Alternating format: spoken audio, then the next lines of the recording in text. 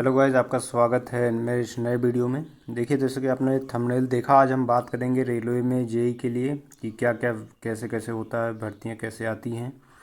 और देखिए, इस पे होता है कि डिपार्टमेंटल इसका अलग होता है, अलग से वैकेंसी आती हैं। कुछ जो है ट्रेड होते हैं जिन पे कुछ क्वालिफ़िकेशन आपको होनी चाहिए, और कुछ ऐसी भी वैकेंसी आती हैं जो जीडीसी के थ्रू होती हैं।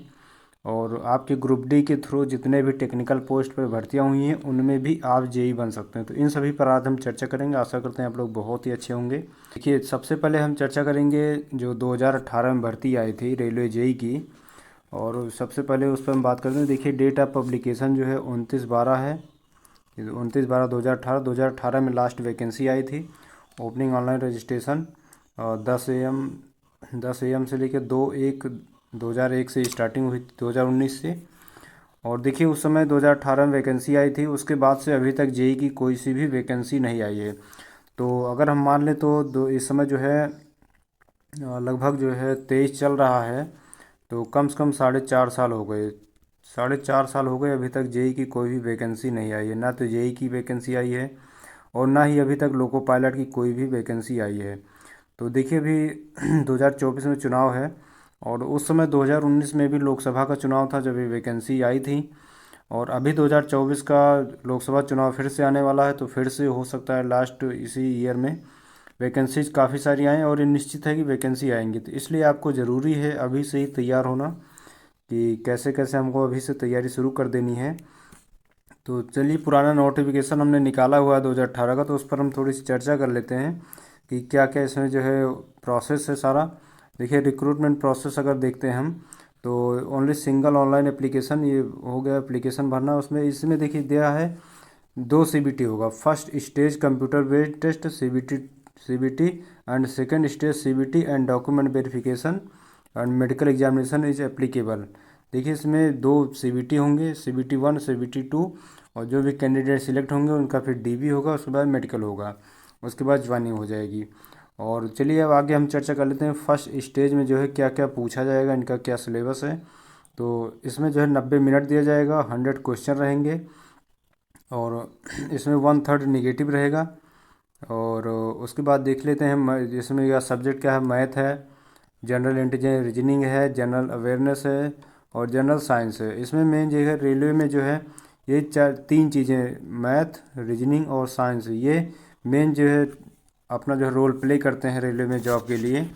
तो देखिए, मैथ में ये देख लीजिए आप, जो भी सिलेबस है इसका अलग से हम वीडियो बनाएंगे।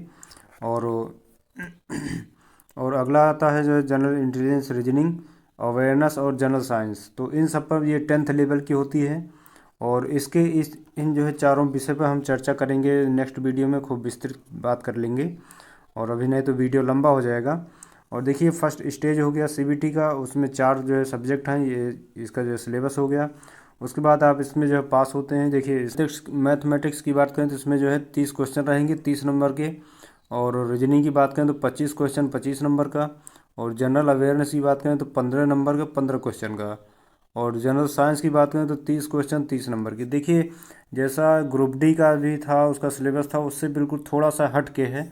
इसमें देखिए, मैथ का जो है 30 क्वेश्चन हो जा रहा है, रीजनिंग का 25 हो जा रहा है, जबकि ग्रुप डी में जो है मैथ का सिर्फ 25 क्वेश्चन था, और रीजनिंग का मात्र जो है 30 क्वेश्चन था, और साइंस का जो है 25 क्वेश्चन था। और बाकी जो है जो जनरल अवेयरनेस का था वो 20 नंबर का था। लेकिन यहाँ पर क्या कर दिया, साइंस को 30 नंबर कर दिया और जनरल अवेयरनेस को 15 नंबर का कर दिया है। तो इसकी थोड़ी सी जो है कहानी अलग है। तो इसके लिए आपको 90 मिनट दे जाएंगे, और 100 जो है नंबर रहेंगे इसके। तो ये CBT 1 हो गया। और अब CBT 2 की बात कर लें तो, और CBT 2 में भी जो है 120 मिनट का टाइम दिया जाएगा आपको, और नंबर ऑफ क्वेश्चन 150 होंगे। और इसके सिलेबस की बात करें तो इसमें जो है जनरल अवेयरनेस रहेगा, फिजिक्स केमिस्ट्री रहेगा, ये 10th लेवल की 10th UP CBSE लेवल का रहेगा। और basic of computer and application रहेगा, और basic of environment and pollution control, ये हो गया। उसके बाद आता है टेक्निकल एबिलिटीज़। तो देखिए, इसमें जो है जनरल अवेयरनेस, इसकी बात कर लेते हैं कितने कितने नंबर के क्वेश्चन आने हुए हैं। और इसमें देखिए, टेक्निकल एबिलिटीज़ की बात करें तो ये जो है आपका जिस भी ट्रेड से है, जैसे आपका इलेक्ट्रिकल, मैकेनिकल, सिविल, और जो भी है अपना CSIT, उससे जो है 100 क्वेश्चन रहेंगे। तो देखिए, जनरल अवेयरनेस की बात कर लें तो इसमें जो है 15 नंबर का आएगा, 15 क्वेश्चन। और physics and chemistry high school level की 15 नंबर 15 क्वेश्चन, और basic computer and application 10 number का आएगा, और बेसिक इन्वायरमेंट एंड पोल्यूशन ये भी 10 नंबर का आएगा। और उसके बाद टेक्निकल एबिलिटी जो भी आपकी है, जो भी ट्रेड्स है आप, उसके 100 क्वेश्चन रहेंगे, और टोटल मिला करके आपको 150 क्वेश्चन रहेगा 150 नंबर का, और 120 मिनट आपको दिया जाएगा, इसके अंदर आपको सॉल्व करना है। और आपको बता दें जो टेक्निकल एबिलिटीज़ है इस पर आपका मेरिट नहीं बनेगा, ये सिर्फ आपका पास मार्किंग होना चाहिए, और जो भी आपका बनेगा मेरिट, इस हिसाब से आपकी जो है सिलेक्शन होगा वो इन चारों से होगा। इन चारों पे आपको कमांड करना होगा, और आपको टेक्निकल एबिलिटीज़ में आपको सिर्फ पासिंग के लिए लाना होगा। तो चलिए देख लेते हैं। और ये दिया हुआ डिप्लोमा के थ्रू जो भी वैकेंसी आई थी, 3 ईयर डिप्लोमा इंजीनियरिंग, इसमें देख लेते हैं। ये मैकेनिकल आपके पास होना चाहिए, मैकेनिकल ट्रेड से आपके पास जो है 3 ईयर डिप्लोमा होना चाहिए, या फिर आपके पास बीटेक की डिग्री होनी चाहिए। और उसके बाद इलेक्ट्रिकल आता है, फिर इलेक्ट्रॉनिक्स आता है, और उसके बाद जो है सिविल आ गया। सिविल इंजीनियरिंग आपके पास सिविल से डिग्री होनी चाहिए, डिप्लोमा हो या फिर आपके पास जो है डिग्री होनी चाहिए। और उसके बाद प्रिंटिंग टेक्नोलॉजी, प्रिंटिंग में आपके पास डिप्लोमा जो है डिग्री होनी चाहिए। और ये फर्स्ट कैटेगरी हो गया। उसके बाद सेकंड कैटेगरी में आता है कि बीएससी केमिस्ट्री एंड फिजिक्स से होनी चाहिए, इससे भी कुछ पोस्ट आती हैं। और उसके बाद बीटेक ये कंप्यूटर साइंस इंफॉर्मेशन टेक्नोलॉजी, और ये कंप्यूटर से रिलेटेड जो भी कोर्स है इनके लिए computer science and information technology, इससे भी रिलेटेड थोड़ी बहुत पोस्टें आती हैं। तो आपके पास ये सारी डिग्रियाँ होनी चाहिए, आपके पास डिप्लोमा होने चाहिए जो विभिन्न ट्रेड दिए हुए हैं, और या फिर आपके पास जो है डिग्री होनी चाहिए। डिग्री में आपका बीटेक हो गया, बीई हो गया, और आपके पास या फिर जो है बीएससी हो केमिस्ट्री एंड फिजिक्स के, और या फिर आपके पास सीएसआईटी से आपने जो है डिप्लोमा किया हो, या फिर आपने डिग्री लिया हो। तो इसके थ्रू सारी वैकेंसीज आती हैं जेई में।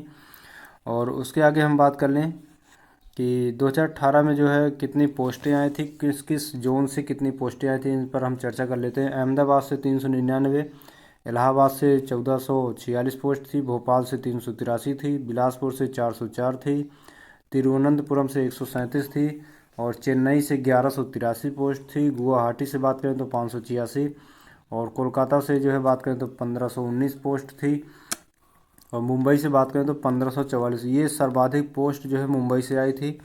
और उसके बाद पटना से बात करें 299, सिकंदराबाद से 789, अजमेर से 825, बेंगलोर से 708, भुवनेश्वर से 242, सिलीगुड़ी से 195, चंडीगढ़ से 996, गोरखपुर से 645, और जम्मू कश्मीर से 460 पोस्ट थी। मालदा टाउन से जो है 248 थी, मुजफ्फरपुर से 214 थी, और रांची से बात कर लें तो 365। अगर इन सबको ऐड करते हैं तो टोटल जो है 13,487 पोस्ट आई थी जेई की 2018 में। और इसके अलावा एक सर्विसमैन के लिए कुछ पोस्टें निकाली गई थी, वो अलग थी। तो अगर हम बात कर लें कि जो सीधी सीधी भर्ती थी वो 13,487 ऑल इंडिया पोस्ट थी, जो कि अपने आप में बहुत ही बड़ी वैकेंसी है, कोई छोटी मोटी वैकेंसी नहीं है। और अब हम बात करें 2018 में जो है कट ऑफ कितना गया था, तो मैक्सिमम बात कर लें तो 79 गया था यूआर का, 76 ओबीसी का, 69 जो है एससी का, और 58 एसटी का गया हुआ था। और मिनिमम बात कर लें तो तिरुवनंतपुरम से 52 गया था जो है यूआर का, 46 गया था ओबीसी का, 38 गया था एससी का, और 30 गया था एसटी से। और तो सीबीटी 1 का है ये, और सीबीटी 1 का है। सीबीटी 2 के लिए अलग से भी लाएंगे, क्योंकि सीबीटी 2 में जो है अपना एक ट्रेड भी जुड़ जाता है, तो उसके लिए क्लियर नहीं हो पाई है कट ऑफ। तो अभी डिपार्टमेंटल बात करें तो कौन किस किस डिपार्टमेंट में आती है, तो हमने पहले भी चर्चा किया था, electrical, mechanical, electronics, civil, printing, CSIT, और जो है बीएससी लेवल से भी आती है। तो और बात करें हम एज लिमिट कितनी होनी चाहिए इसमें, तो आपकी जो है एज 18 से 33 साल के भीतर होनी चाहिए। और इस बार देखो कितना एज रखते हैं, क्योंकि वैकेंसी जो है 4 साल के बाद दे रहे हैं। तो अगर ये इतना ही रखते हैं तो हम लोग प्रोटेस्ट कुछ ना कुछ करेंगे, ताकि ये एज घटाएं, और जिन लोगों का जो है ओवर एज हो चुका है उनको भी मौका मिल सके, क्योंकि पिछले 4-5 साल से कोई भी वैकेंसी आई नहीं है। तो और हम बात कर लें कि सैलरी कितना कैसे होता है, तो ये देखिए जो आरआरबी जेई है ये 4200 ग्रेड पे होती है।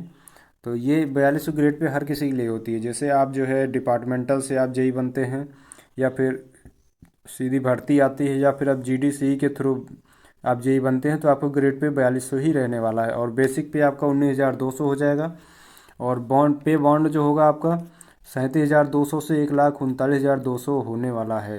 तो ये अपने आप में बहुत बड़ा अमाउंट है, क्योंकि आरआरबी जेई जो है यूपी पीसीएल जेई बनने से बहुत ही आसान है।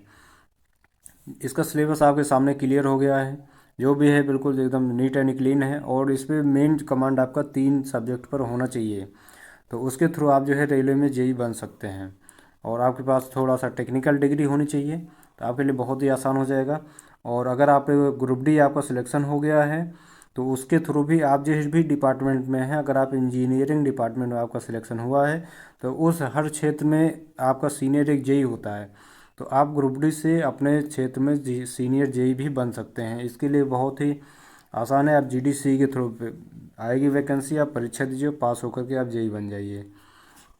तो चलिए नेक्स्ट बात कर लेते हैं हम, जो है जो ओपन भर्ती है उसका ट्रेनिंग कितने वीक का होता है। उसका ट्रेनिंग जो है 52 वीक का होता है, या इसके पहले भी कंप्लीट किया कर लिया जाता है।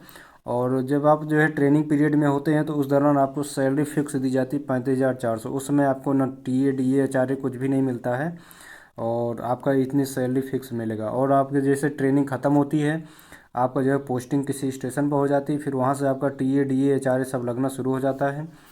और देखिए सिटी के हिसाब से अलग अलग, आपको एचआरए की बात करें तो सिटी के हिसाब से अलग अलग फिक्स होते हैं। जैसे जो है class A class B class C करके ऐसे जो है सिटी को डिवाइड किए होते हैं।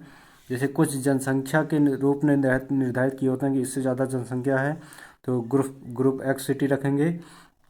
अगर आपका पोस्टिंग जो है ग्रुप एक्स सिटी में है, तो आपका जो है एचआरए 27% बनेगा, और वाई में है तो आपका 18% बनेगा, जेड में है तो आपका 9% एचआरए बनेगा। तो वहाँ की महंगाई के हिसाब से आपको एचआरए दिया जाता है। और डीए जो है आपका लगभग 31% दिया जाता है, तो जो कि लगभग 10,000 के आसपास होता है। और इन सबको अगर जोड़ लें, तो आपका जो है पोस्टिंग के बाद इन हैंड सैलरी मिनिमम 42,000 आती है। और इसके अलावा जो आप धीरे धीरे करके आप जो है अ, बनते जाते हैं सीनियर, आपका जो है प्रमोशन होता जाता है, तो आप धीरे धीरे बढ़ती चली जाती है। और अब हम प्रमोशन की बात करें, तो सबसे पहले आपका सिलेक्शन जो है जेई के रूप में होता है, और जो है कुछ आपके जो है कम से कम जो है 3 साल काम करने के बाद आपको सीनियर सेक्शन एसएससी बना दिया जाता है। और पहले ये बीच में इसकी वैकेंसी एसएससी की वैकेंसी जो आनी बंद हो गई थी, लेकिन इस बार शायद एसएससी की भी पोस्टें निकाली जाएंगी डायरेक्ट भर्ती में। और यहाँ से एसएससी के बाद आप जो है असिस्टेंट डिविजनल इंजीनियर बन सकते हैं। और यहाँ भी आपको 3 से 5 साल के बाद काम करने के बाद आप जो है डिविजनल इंजीनियर आप बन जाएंगे प्रमोशन के माध्यम से। और डिविजनल इंजीनियर के बाद आपसे कम से कम 3 से 5 साल के बाद सीनियर डिविजनल इंजीनियर बन जाएंगे। और इस तरह आपका प्रमोशन होगा, सबसे ऊंचे पोस्ट पर आप जो है इंजीनियर के इस पोस्ट पर आप बैठेंगे। और देखिए, और सबसे और हम अंत में ये बात करेंगे, जैसे ग्रुप डी जिसका जिसका सिलेक्शन हो गया है, और कुछ लोगों का सिलेक्शन अभी उनको पोस्टें जो है नहीं दी गई हैं, तो देखिए उनके लिए जो है 50-50 मामला है। देखिए ऐसे है कि जैसे मान लेते हैं, अगर वो नया पैनल जारी करते हैं, पैनल सेकंड जारी करते हैं, फिर तो आपका सिलेक्शन हो जाएगी, ये 50% में आ गया। कुछ ना कुछ पोस्टें आपको दे दी जाएंगी। और जैसे और दूसरा इन हैंड बात करें, तो जैसे अगर सेकंड डी भी देते हैं, सेकंड पैनल नहीं देते हैं, तो अदर 50% में आ जाता है। तो आप लोगों का शायद ही मुश्किल हो जाएगा सिलेक्शन, कोई पोस्ट आपको अलॉट ना हो। तो देखिए ये बिल्कुल 50-50 है कि आपका हो भी, आपका जो अगर पैनल आ गया सेकंड तो हो गया आपका, अगर सेकंड डी भी आ गया तो फिर आपका मुश्किल हो जाएगा।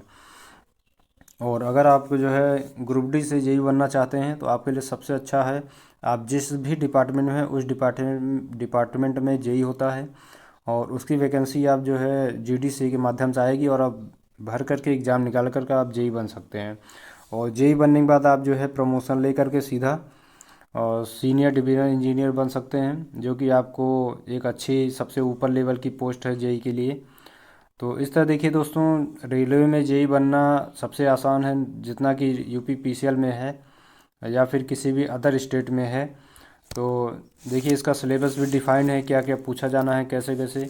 और आप अगर टेक्निकल डिग्री है, तो आप जो ओपन भर्ती देखेंगे, और आपके पास टेक्निकल डिग्री नहीं है, तो आप लोग जीडीसी के माध्यम से एग्ज़ाम दे करके आप जेई बन सकते हो। तो इससे बेहतरीन रास्ता कुछ नहीं होने वाला है। और नेक्स्ट वीडियो में इस पर विस्तृत जो है इसका क्या क्या सिलेबस होने वाला है, मैथ रीजनिंग साइंस और जीके जीएस, और इस पर हम चर्चा करेंगे। और चलिए ठीक है, मिलते हैं नेक्स्ट वीडियो में। वीडियो का अंत तक बने रहने के लिए आप लोगों का बहुत बहुत धन्यवाद। और प्लीज़ जो है वीडियो को लाइक शेयर और सब्सक्राइब चैनल ज़रूर करिएगा। और चलिए ठीक है, मिलते हैं नेक्स्ट वीडियो में।